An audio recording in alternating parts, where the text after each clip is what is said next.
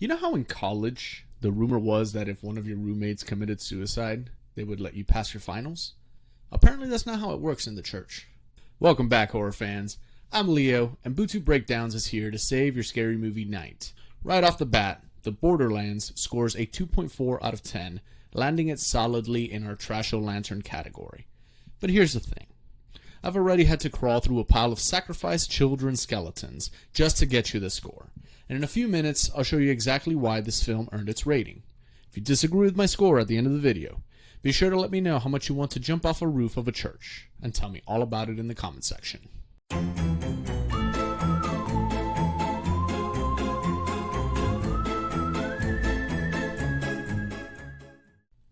The Borderlands starts as your standard tech crew investigates a possibly haunted church setup, and slowly mutates into something far stranger. A skeptical cameraman joins a Vatican team sent to rural England to debunk or confirm reports of supernatural activity. The locals are evasive, the priest in charge is cagey, and the building itself seems to breathe with a low animal rumble. Odd noises escalate into impossible events. Objects move on their own, the church resists being blessed, and the ground underneath feels wrong in a way science can't measure. The deeper they dig, the more it feels like the place isn't haunted, but alive. By the time they descend into the tunnels below, the film abandons standard horror beats for an ending that's equal parts cosmic terror and claustrophobic nightmare. It's a slow burn, but the kind that leaves you unsettled long after the credits fade. Just not for the reasons you think.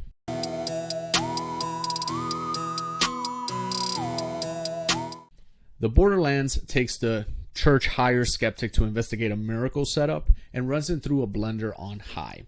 Film guy and a deacon are brought in to quietly debunk a possibly holy event, basically babysit the priest, call out any fishing line miracles, and go home. At first, it smells like a Scooby-Doo plot with trick wires and hidden speakers until the main priest jumps off a building, which it wasn't in the Vatican handbook what to do next. Enter a shadowy James Bond tier church operative who reveals the site isn't just haunted, it's built on some ancient pagan hotspot that demands a ritual cleansing. Naturally, this goes sideways, super priest gets possessed, and we end up in a bone-strewn tunnel that turns out to be a living cosmic horror that digests our heroes like cheap takeaway. Weird. The film can't decide if it's about possession, cults, demons, or Lovecraftian hellworms, so it just shrugs and says all of the above.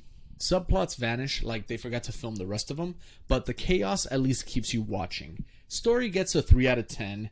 Messy, but entertaining in a watch someone juggle chainsaws badly kind of a way.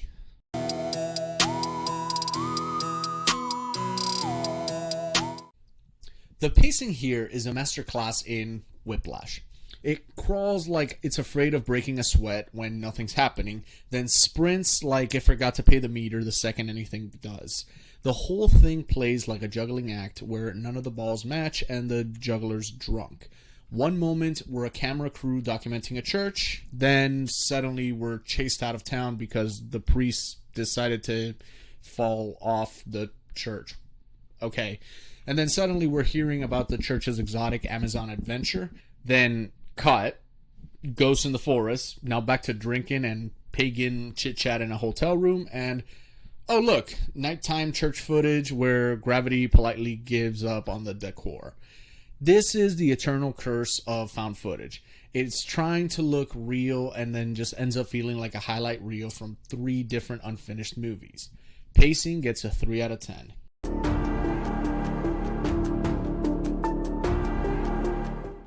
This movie isn't scary and it's barely even coherent. Half of the horror moments are just raised questions no one bothered to answer. Like, why was the sheep set on fire? Why did the neighborhood suddenly turn sketchy with the deacon? Who's the camera guy whispering to on the phone? And why is the church still working with this guy after whatever Brazilian fiasco went down? On its own, that's just bad writing, but slap into it the found footage format and you've got a horror experience that plays out like a drunk scavenger hunt. By the end, we have no idea what the church rituals meant, and the whole creepy village secret angle, which could have carried the movie by the way, gets traded for Spirit Halloween mini skeletons passed off as sacrificed babies. And the demon acid throat thing in the cave? Sure, why not?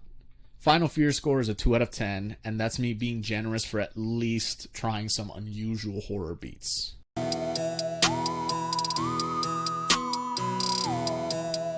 The Borderlands occasionally stumbles into some genuinely fun ideas while trying to ground its nonsense in realism. The bit with the gear sniffing out hidden subwoofers to explain miraculous vibrations?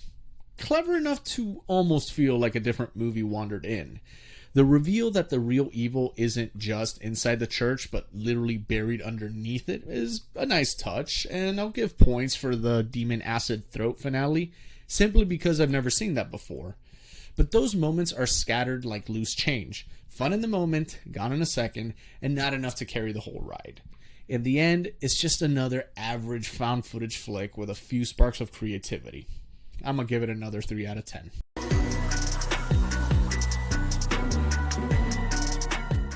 I'm genuinely annoyed that the Borderlands spent the entire runtime patting itself on the back for its authentic found footage style, only to blow its big moment in the laziest way possible. We crawl through 90 minutes of shaky cams, half-baked subplots, and characters who apparently live to drink in dimly lit rooms, and when the so-called eldritch horror finally shows up, we get maybe 3 seconds of it before the credits roll like they're late for another movie. And for what? The ending doesn't just fail to pay off for the build-up, it actively makes less sense the more you think about it. It's as if the film got stage fright at the climax and just decided to go home. Ending gets a 1 out of 10. So that's Bootube Breakdowns' take on The Borderlands. Averaging our score gives this movie a 2.4 out of 10, which places it in our Trasho Lantern category. Agree with my rating? Scream your score in the comments and tell me what horror flick I should gut next. If this helps save your spooky vibes, smash that like, share with your horror crew, hit that notification bell, and subscribe to Bootube Breakdowns for more killer verdicts. Keep it creepy, and I'll haunt you in the next review.